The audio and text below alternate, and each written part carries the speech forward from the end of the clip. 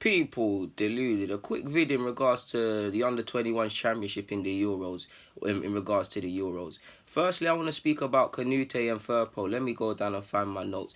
Now, I'm sure you saw in the Europa League last year that Junior Firpo for Real Betis, he's a quality player. He's got all the potential to be a top fullback, attacking fullback in today's market.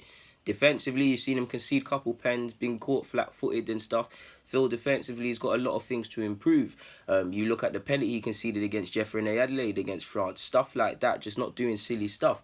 I would love him at Arsenal. He's a beast going forward. I feel if he gets his decision making correct, he can be a decent player. He can put in a variety of decent crosses, low hit, early crosses, over hit to the back post.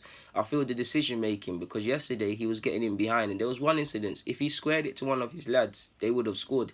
He went for goal from kind of a ridiculous angle. It's stuff like that, really and truly. And obviously, if he's going to play for teams he's been linked with, like Barcelona or City, the latest one, he's got to improve at that. He's still a young man. But personally, people, that's why I like to watch this competition, because for all the hype we give of young players and stuff, on top of seeing them last season and the new season, you get to see them under the microscope quite quickly. And in relation to Konaté of Leipzig, he's a good defender. But like you seen with Upamecano, he likes to bring the ball out from the back. And this tournament, I feel at times he's invited unnecessary pressure on his team. I think Konaté's shown that he's still raw and developing. Fouls in key areas that can cost you. I've seen him do that in the Bundesliga. I think yesterday showed what happens, because he got caught out a couple of times. He kept diving in. I wasn't planning on showing it, people, and admittedly I have to remove a lot of these things. But what I mean by that, people, is, again, it's not to scale, yeah? Ignore all of this. But if you're a centre-half, you've got to know when to... Where are the other ones? 1 second, people, because if I'm going to do this, I'm going to do this properly.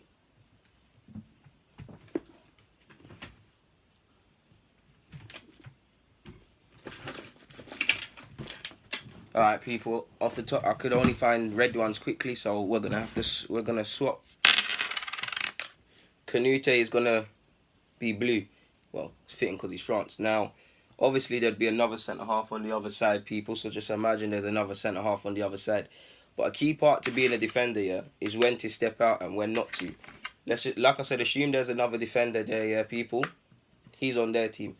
Konaté a couple of times, for one of the goals where I feel Guendouzi kind of lost the ball as well, Konaté's caught, he steps out unnecessarily high up the field. Now imagine the rest of the back fours there, people. You can see already he's out of position, innit? He's out of position. Do you get it? They were able to counter-attack with all their players, because he stepped out. They were able to counter-attack, people. Again, it's not the best of examples, but he stepped out, there's a gap, they're all onside, counter-attack. And I think at times he's shown that he needs to improve in that.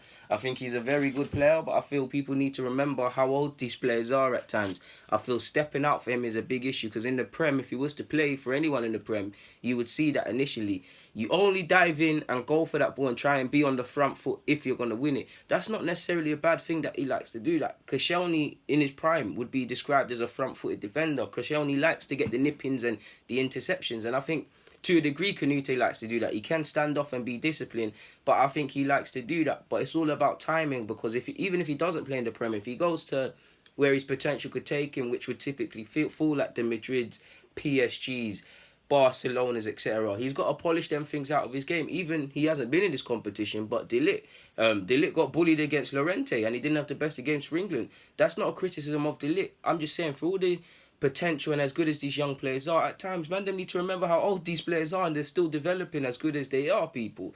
That's why I like this competition, because it does allow you to see players like this. Away from them too as well, people. The Romanians. Now, I was impressed with the Romanians. I believe Hadji is his name. Not the guy who's been playing in the under-21s. His more famous dad. He's actually set up an academy in Romania years ago, and I think the commentator said 11 of the players that were on the pitch at the time when I was watching it would come through that academy. And I think generally the Romanians gave a very good account of themselves in this tournament. They lost 4-2, I believe, 4-1, 4-2 to Germany.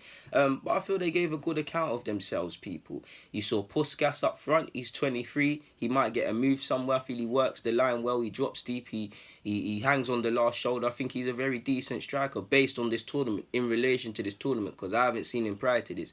I'm not sure. I think I saw he plays for Palermo or something, and they only won a couple million for him, so it could be worth the risk. You had Mann, who I think's been in midfield and a couple of other roles. He's been linked with United previously. I think he did all right. I forgot his name, but you had the Leicester centre half in Romania's team. You had Coleman as well. You obviously had Hadji. Hadji's been linked with a couple of clubs, people. Must admit, I think he needs to find a club that will allow him to develop, and because he's still raw. I think he's a lovely set piece taker. He works hard for the team, but I do think he's a bit hot and cold. I've seen him linked with the top three in Spain. I don't think he's ready for that. Really and truly, people. He is a decent player. But the main point of this, people, obviously our former Gooner and Dragomir is in the side, but the main point of this segment of the video, people, is I think these players that I've just said in Puskas, Hadji and Mane, etc., they're going to be playing with each other for a couple of years, and you'd probably back them to progress to first team at Romania. I'm not saying to buy any of these players. I'm just saying Romania gave a good account of themselves in the same way as the Polish players did. We've been scouting Poland. Obviously, we signed Bielik in that, and we can probably double down on that. But would it be worth scouting Romania more for possible gaps? Because at the end of the day, it doesn't matter if we sign players from either Tottenham or Edmonton or Romania, people. We just want the most competent players. And if they're developing good technically based players over there in Romania, we've got to have a look. And clearly we have, people. We have some scout out there or some sort of operations out there, because we've signed Dragomir. We're signing that young lad to become a first-year scholar who's also Romanian. Is it Catalin? I can never say his name. So we've clearly got scouts out there or someone out there to kind of plug us. I think Eastern Europe as well, off topic, you look at Serbia and nations like that. They're places we need to be looking at as well. Again, I'm not sure for work permit issues and stuff, but you look at Benfica, they're very good at the Eastern European operations. Scandinavia, obviously, I purposely missed out South America because we'll be here all day talking about Benfica's South American exports, really and truly. But that's all I wanted to really say, people, really and truly, man. Just a couple general thoughts, more or less, more than anything. On that note, I'm going to get out of you lot's hair. I'm not going to waste any more of your time. So, people, Deluded, thank you for watching and rocking. I'm out.